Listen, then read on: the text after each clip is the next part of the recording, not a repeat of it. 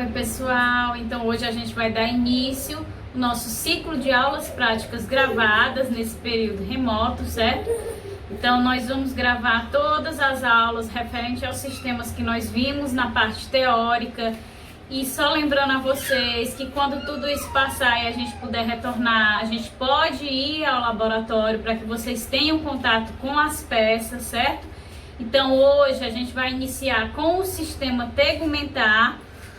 E aí vocês vão notar, é importante que eu dê essas informações nesse primeiro vídeo, que nos vídeos eu não irei aparecer, vocês não vão me ver, porque eu escolhi focalizar bastante as peças para que facilitasse a visualização de vocês. Então vocês vão ver as peças e eu vou estar ali indicando e ao mesmo tempo vou estar explicando, certo? Os vídeos vão ser bem curtos, de no máximo aí 10 minutos, porque eu fui bem objetiva na explicação, eu demonstrei os aspectos anatômicos, a localização anatômica, então não tem nada muito complexo que precise que vocês aprofundem demais, certo? Então vamos lá iniciar o primeiro vídeo. Bom, vamos iniciar aqui com o sistema tegumentar, certo? Aqui nessa peça a gente consegue visualizar a divisão entre a epiderme e a derme, certo? E conseguimos também visualizar um pouco aqui da hipoderme, né? Que é o tecido adiposo. Então, descrevendo inicialmente as camadas da epiderme, a gente tem essa camada mais interna, é a camada basal, que como nós podemos visualizar, consiste em uma camada de células, né? Células estas que são os queratinócitos ativos com alta taxa mitótica, justamente para substituir aqueles queratinócitos que estão sendo aí removidos através do processo de desgaste natural do sistema tegumentar, certo? Além da presença predominante dos queratinócitos, nós também vamos ter nessa camada basal a presença das células de Merkel, certo? As células de Merkel serão as células responsáveis por transmitir os sinais das sensações táteis que são recebidas na epiderme, né, na camada mais superficial da epiderme, e transmiti-las para as terminações nervosas livres que são aí presentes na derme. Então essa camada é responsável pela replicação das células, ou seja, a constante renovação das camadas da epiderme, e também pela transmissão da sensação, a função de sensação tátil que a epiderme possui, ok? Logo acima da camada basal, nós vamos ter a camada espinhosa. Na camada espinhosa, nós vamos ter a presença dos queratinócitos, mas vamos ter uma predominância aí das células melanócitos. Os melanócitos são as células que produzem melanina, que tem como função aí proteger a pele contra a radiação ultravioleta e também vai conferir a cor da pele do indivíduo. Além da presença dos queratinócitos e dos melanócitos, na camada espinhosa nós vamos ter a presença das células de Langerhans, que são as células de defesa presentes na barreira primária aí da pele, certo? Logo acima dessa camada, a gente vai ter a camada granulócita. E a camada granulócita vai contar com a predominância de queratinócitos, iniciando o seu processo de morte celular, ou seja, vai reduzindo o metabolismo dessas células para que elas possam dar origem às células das camadas superiores, sejam elas diretamente a camada córnea, né? Ou então diretamente a camada lúcida, para então formar a camada córnea. Essas 5 camadas, ou seja, a presença da camada lúcida entre a camada granulócita e a camada córnea, vai existir apenas aí nas regiões que estão expostas constantemente a atritos, como a palma da mão e a planta dos pés. Então, nessa camada granulócita, nós temos a predominância desses queratinócitos, sendo esses queratinócitos aí existindo com um metabolismo já bem reduzido, que vai dar origem aos queratinócitos mortos.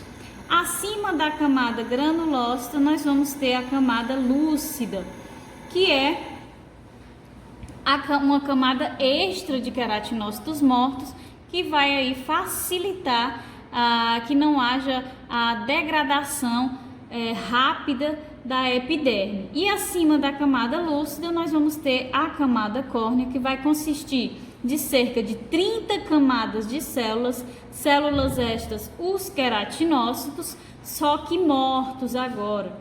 Então os queratinócitos mortos vão ficar em formas achatadas, extremamente empilhados, né? Justamente para conferir esse fator de proteção da epiderme. Então, como a gente consegue observar aqui na peça, a epiderme ela não é vascularizada, né? A gente não vê a presença de capilares sanguíneos chegando aqui na epiderme, como também não vemos presença de inervações, né? Essa capilaridade, essas inervações, ou seja, a transmissão da sensação tátil e a transferência de nutrientes e gases vai ser realizado justamente pela camada de baixo, que é a derme. A derme a gente não consegue visualizar aqui na peça, mas ela vai ser dividida em duas camadas, a camada papilar e a camada reticular. A camada papilar, ela vai ter esse aspecto aqui ondulado, justamente porque ela vai ter uma composição fibrosa mais diferente, que vai dar origem aí a uma espécie de cola, que tem o papel de unir a camada reticular mais firme com a epiderme.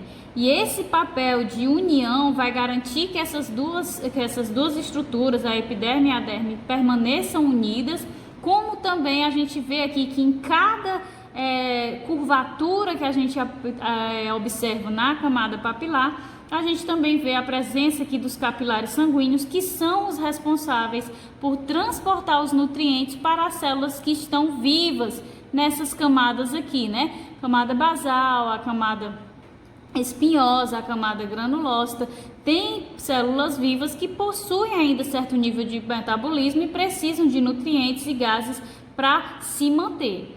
Então, além da presença aqui dessa camada papilar, além da presença dos capilares sanguíneos, nós vamos ter o que aqui também? Os corpúsculos nervosos, né? Seja corpúsculos de Meissner, corpúsculos de Pacini, corpúsculos de Ruffini. Então, esses corpúsculos nervosos, bem como as terminações nervosas livres, né? Vão estar presentes aí também na camada papilar, bem como na camada reticular, fazendo esse contato com a epiderme. Quando a gente desce aqui para a camada reticular, primeiramente a gente observa a presença dessa estrutura fibrosa mais densa.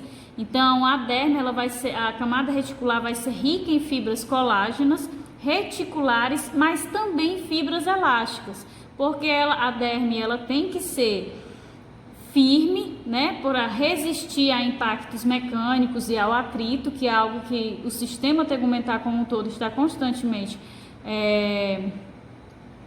exposto, mas ela também precisa ser elástica. A gente sabe que quando a gente realiza determinada pressão sobre a pele, ela vai afundar, mas ela também vai retornar. Então, por isso que ela tem essa estrutura fibrosa aqui, contendo esses três tipos de fibras.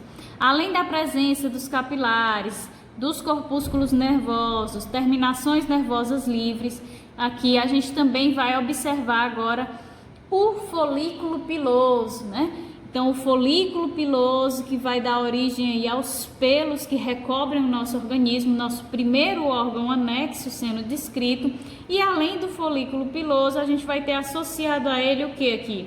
As glândulas sebáceas, responsáveis por produzir o sebo, que vai hidratar esses pelos e evitar que eles fiquem muito quebradiços.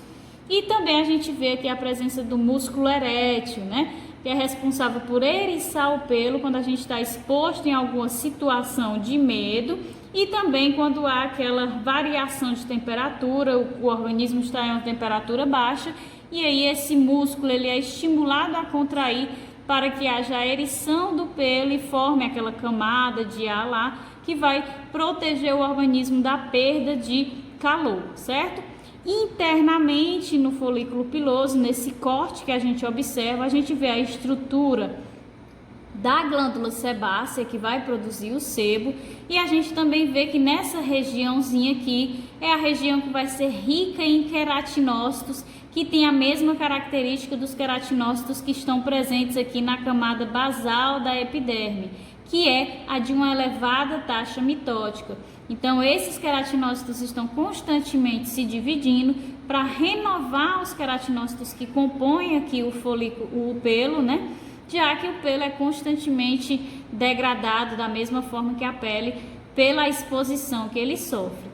Ainda nessa peça a gente consegue visualizar outro órgão anexo, além dos pelos e das glândulas sebáceas, que são as glândulas sudoríparas, né? A gente vai ter as glândulas sudoríparas apócrinas, que desembocam no folículo piloso e aí vão secretar aquele suor e liberar o suor através do folículo piloso pelos orifícios dos pelos, juntamente com a camada gordurosa que foi originada pelas glândulas sebáceas.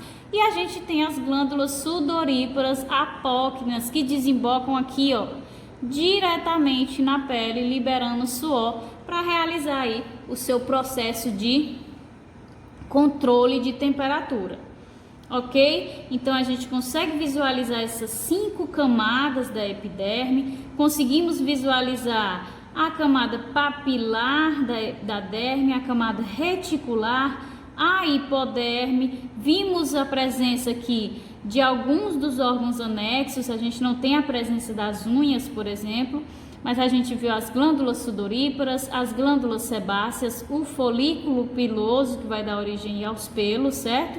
E vimos aqui a riqueza de vasos sanguíneos e de terminações nervosas ou corpúsculos nervosos que existem na derme, justamente para garantir a sensação de tato, bem como a nutrição das células da camada da epiderme, ok? Então a gente vai para o próximo sistema agora, certo?